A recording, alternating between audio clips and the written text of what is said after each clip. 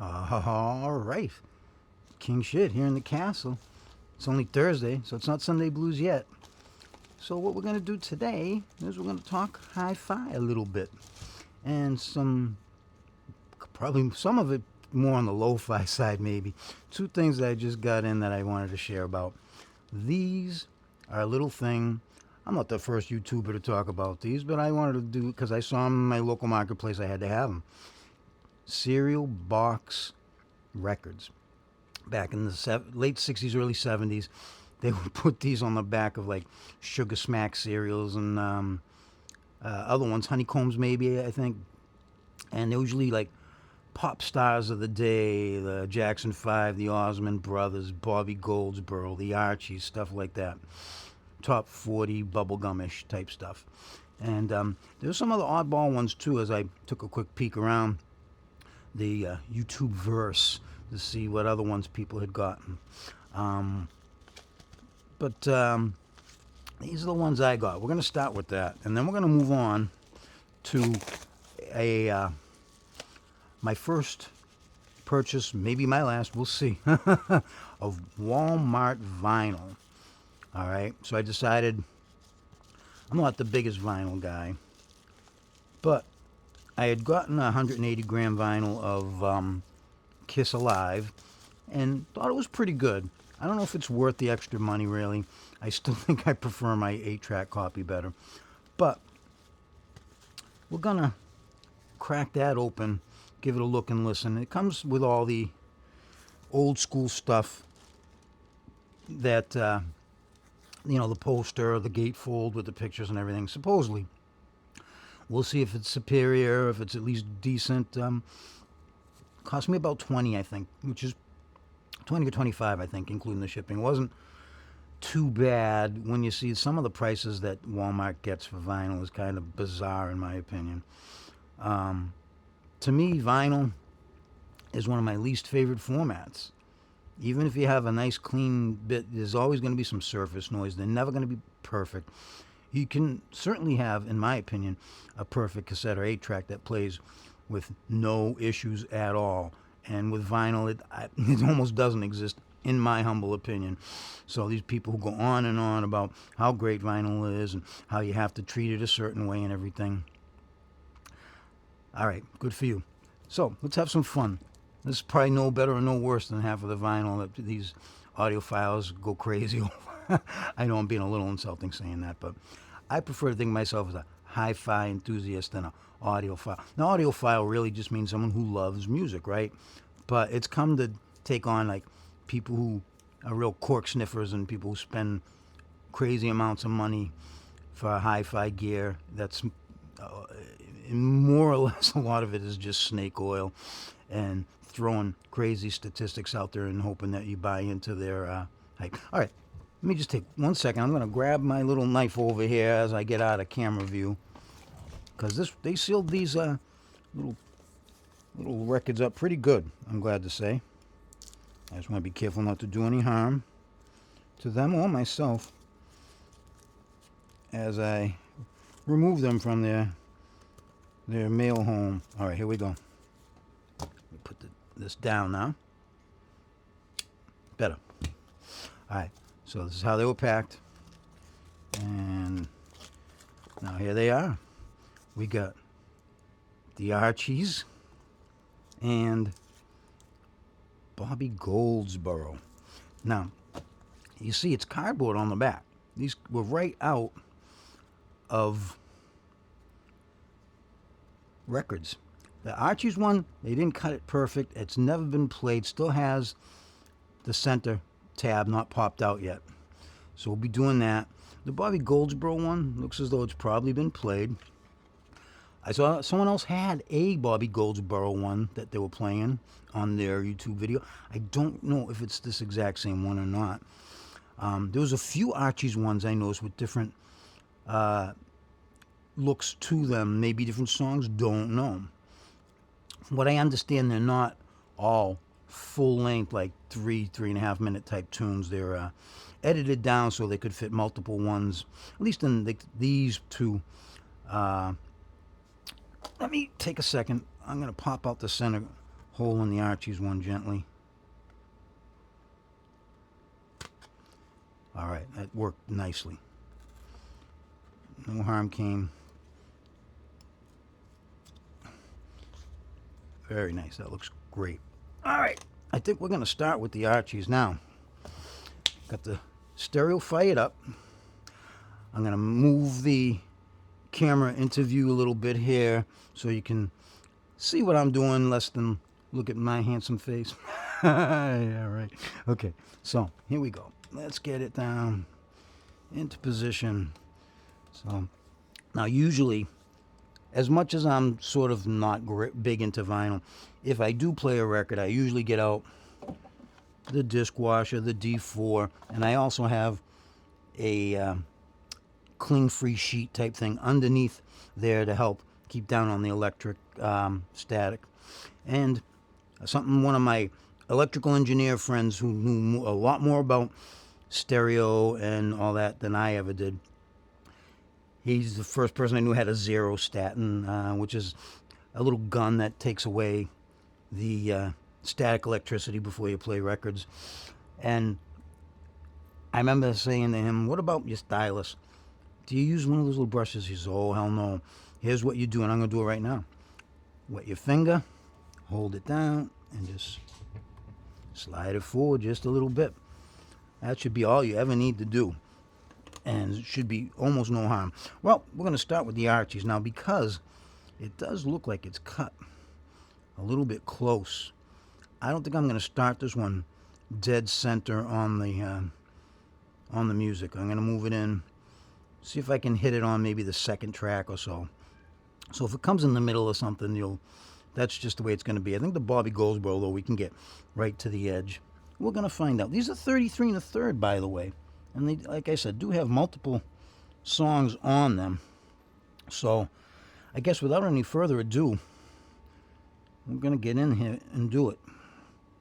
All right, so I'm going to put it in a little ways and...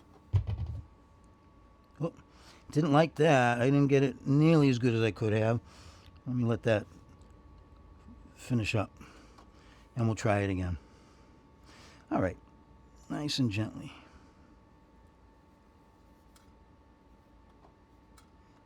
It doesn't like that. All right, here's what we're going to try instead. I'm going to do it this way. Let's pop it up and slide it over gently. Get it right to about where it needs to be. Right about there, I'm going to say. And we'll do a real slow drop. And see if we can get it to... All right, let's give it a little volume.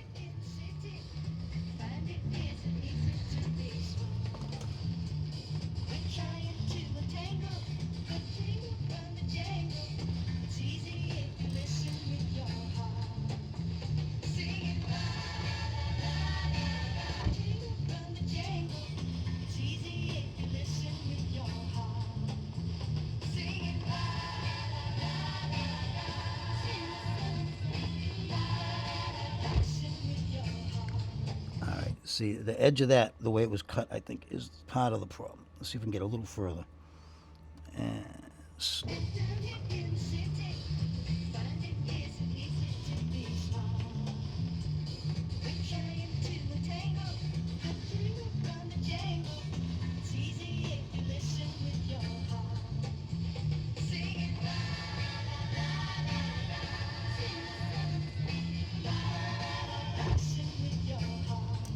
I didn't get it far enough, and I'm going to push it quite a bit more.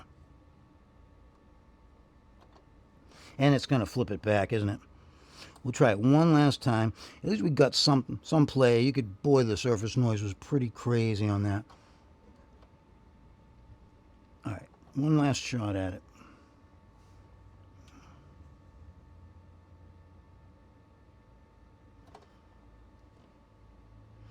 Boy, it's just such a small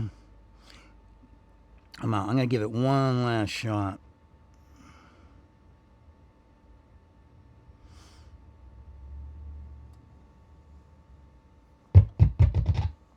No, don't want that, does it?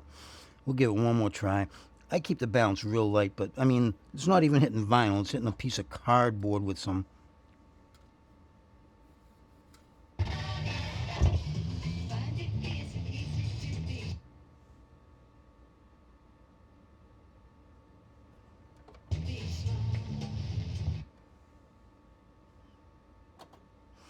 Wow.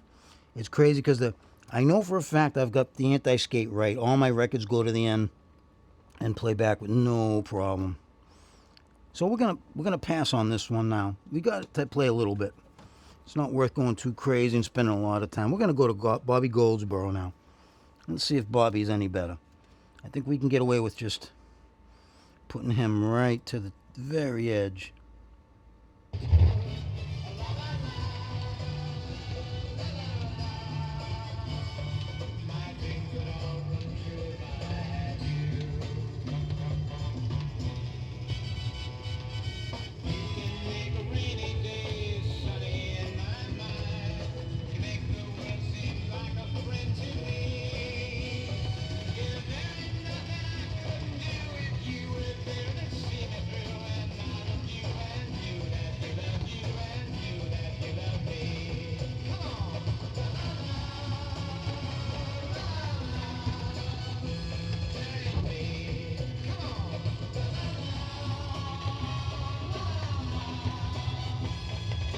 Let's see if we can move it over a little bit.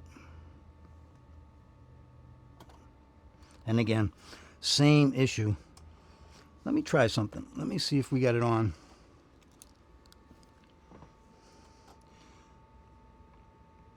Yeah, well, it's on the 33.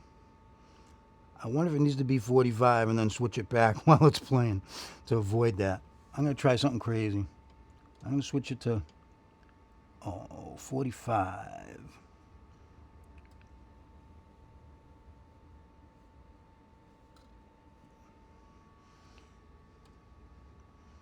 And back to 33.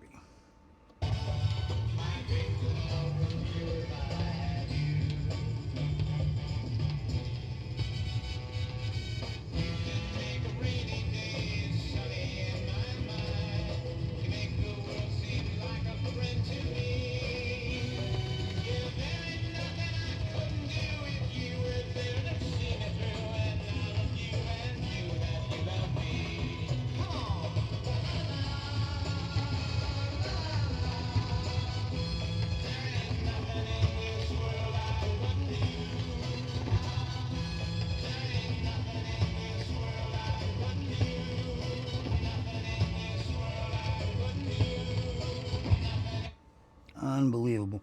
Now, I know a little of it is because I have it really light, which is how it plays great for most of my records.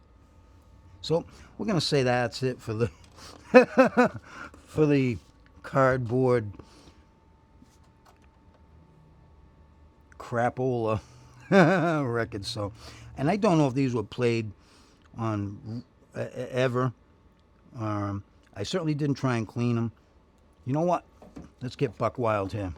I'm not going to use any D4 on them, but I'm going to give them a proper cleaning.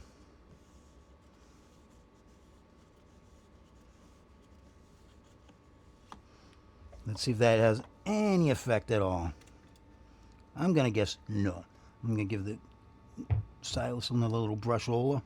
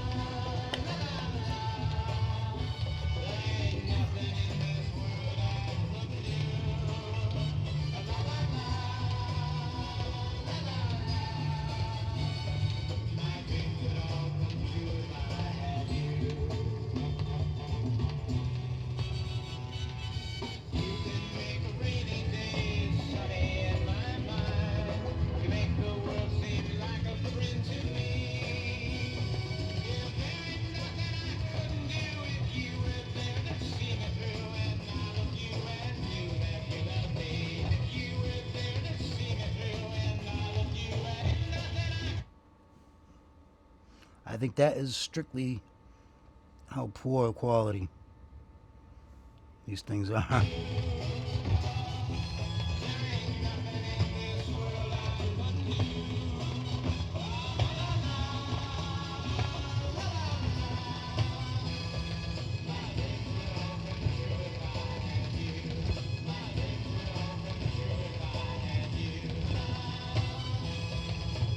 Well, there you go. No idea whether or not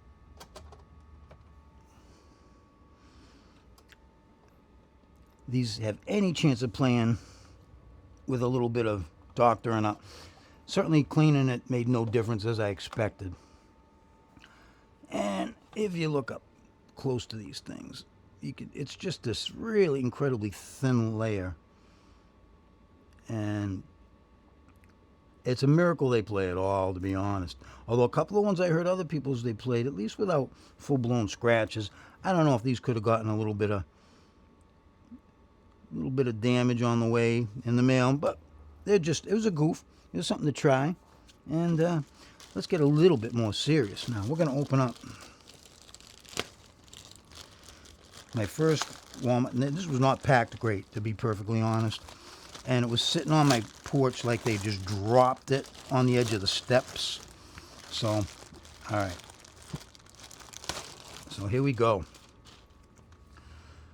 Walmart. It was marked at $32. I did not pay $32 for this. I'm going to check on my phone while I'm showing you this and check exactly what my price was on that. Let me lay that down. You can marvel at the loveliness of it while I real quick bring up my email confirmation from Walmart on this, so I can give you a more. All right, my Pink Floyd.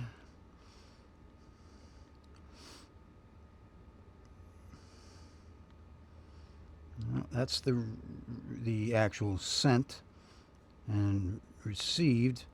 Here's the shipped.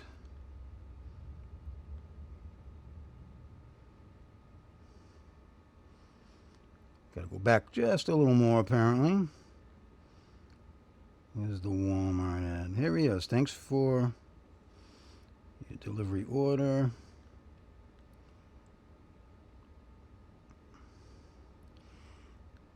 See item. Let's see if that helps. And I believe it was 25, not 32, or it was like 20. And the phone's not going to cooperate, so screw it. We're not going to go too crazy. But it's marked at 32, which I know to be wrong. I did not pay that much for it. It was, I'm going to guess, about 25. 180 gram vinyl. Okay. This was the 50th anniversary remaster, apparently. I've listened to the 50th anniversary version streaming. I certainly have this on cassette, CD, ripped to my hard drive, and on 8-track as well. I gotta say, my early 70s cassette version, it was an Australian printing that I got from Canada off eBay. It ain't much to look at, but it sounds really, really, really good to me. Now, we're gonna crack this gently open. It supposedly has all the original inserts and the original poster and stuff that came with it. All right. And we're going to see. We're not going to play the whole thing. I've already wasted a fair amount of time on the cereal box ones, but that was a lot of fun. At least you get an idea what they were like. I don't remember them ever playing properly, no matter what I played them on. This has sort of a matte. I don't know how well you can see that. Instead of the usual black, real dark, like flat black. So you can already see my fingerprints on there, huh? And here's the insert with all the lyrics. Recorded Abbey Road between May 72, January 73. Engineered, of course, by the great Alan Parsons. And the mastering and mixing, although I don't know if that is from the original or the latter, but I think what we're going to do is I will be going, let's pick a side and we'll do money, the side with money. Let's also look in and see, all right, there's the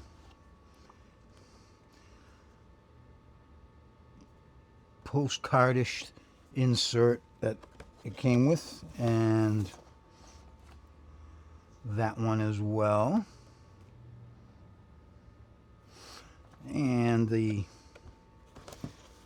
poster.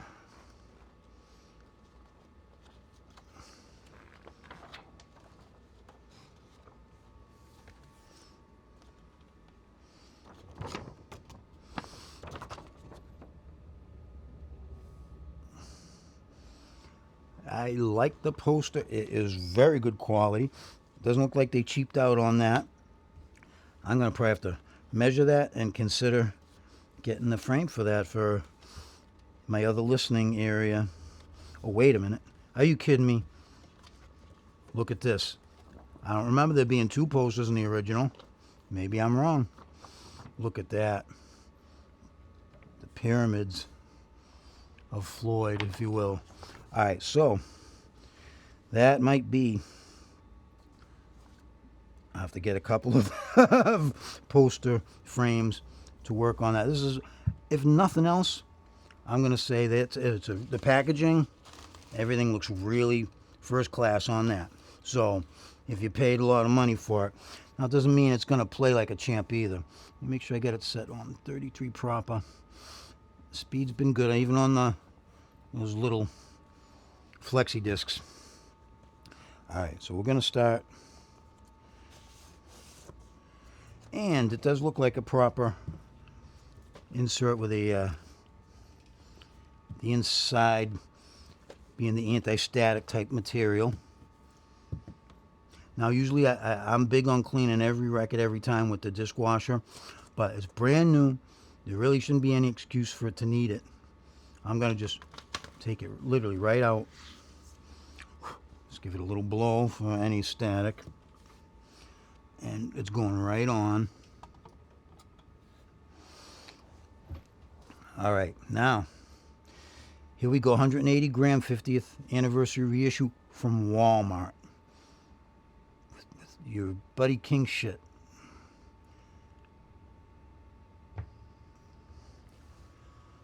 We're going to have money. Ching ching.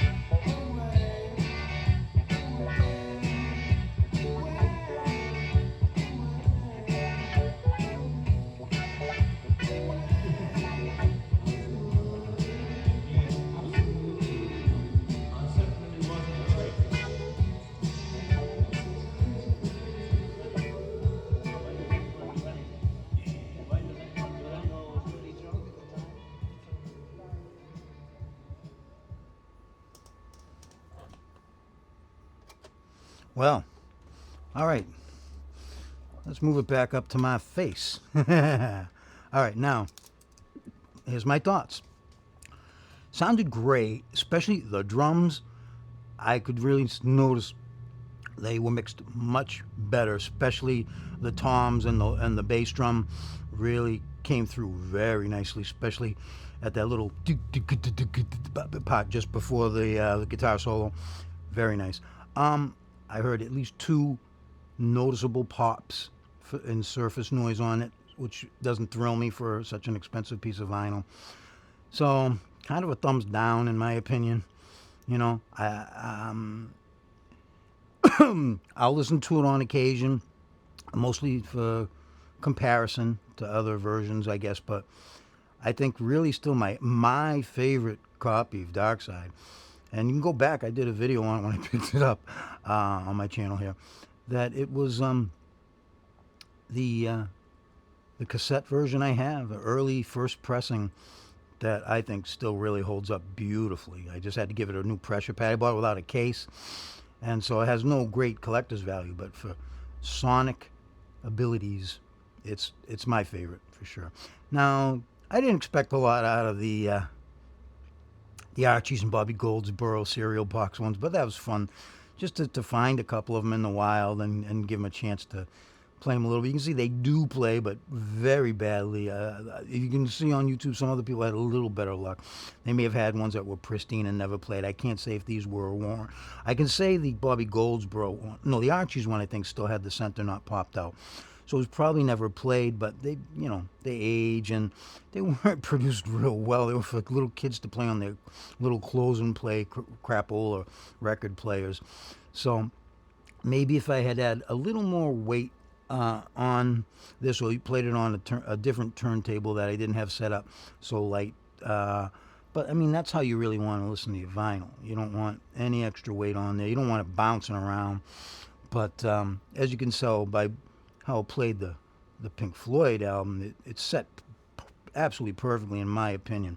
And just so you know what my turntable's a Toshiba model SRF200. It's a direct drive, fully automatic, and I've got it tuned up real good. It has had a Shure 3X cartridge and stylus. The stylus had to be replaced recently, so it's, you know, maybe 3-4 hours of use on this new stylus. And so in my opinion, we gave it all of the three of these records a fair chance. Now they're going through my Sony to the exact model number is the 1 second, it's right here in the front, and I never say, there it is, the STR-AV580, which is a 60 watt per channel, and it's going through, and it has a subsonic feature for bass, and it has a simulated surround feature that I always keep on. And I've run it with, in the front I got Bose 301s on factory stands, and in the back BIC Valteris, or Big Valteris, I'm not sure exactly how that is. And in the room it sounds real good when I'm playing some good tunes, usually from an 8-track cassette, occasionally vinyl. And even streaming sounds pretty darn good through this.